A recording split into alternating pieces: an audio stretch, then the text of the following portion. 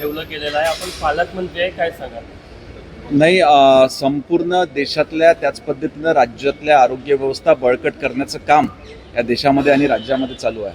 आपण बघितलं की मागच्या 1.5 ते 2 वर्षामध्ये अनेक महत्त्वपूर्ण निर्णय आरोग्य विभागाच्या मार्फत त्या ठिकाणी राज्यामध्ये घेण्यात आले आहे, परंतु काही ठिकाणी अशा त्रुटी आढळून आलेल्या आहेत. ह्या संदर्भात भंडाऱ्यासंदर्भात काही तक्रार मला काल प्राप्त झाल्या होत्या, म्हणून मी स्वतः आता भंडाऱ्याला चाललो आहे. त्या ठिकाणी निश्चित पाहणी करून संबंधितांवर कारवाई करण्यात येईल. गुन्हा दाखल केला जाईल, कारण की ज्या प्रकारे एक प्रकारे जीवाला धोका होता रुग्णांच्या. आरोग्याच्या सेवा ह्या रुग्णांना सेवा देण्याकरिता असतात. जेव्हा की त्या ठिकाणी विश्वास ठेवून त्या लोक येत असतात, नागरिक येत असतात आणि तपासण्या करत असतात.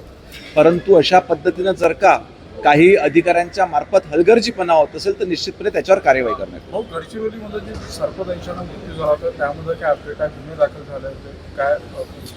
ह्या संदर्भात जी त्यातली या ठिकाणी जी खाजगी आश्रमशाळा आहे त्या खाजगी आश्रमशाळेत शिकणाऱ्या विद्यार्थ्यांसोबत ह्या ठिकाणी स्वतः माननीय मुख्यमंत्री महोदयांनी याची गंभीर दखल घेतलेली असून त्या संपूर्ण संस्थेची चौकशी आणि त्या ठिकाणी दोषी असणाऱ्या कर्मचाऱ्यांवरती कारवाई करणार. 5,000 कोटी शिवसेना विकली अशा पद्धतीचा आरोप जो आहे तो संजय राऊतांनी केलेला आहे आणि खरं तर अमित शहांवर गंभीर आरोप. प्रकाश झोतामध्ये राहण्याकरिता नेहमी संजय राऊत हे अशा पद्धतीचे चुकीचे वक्तव्य करत असतात.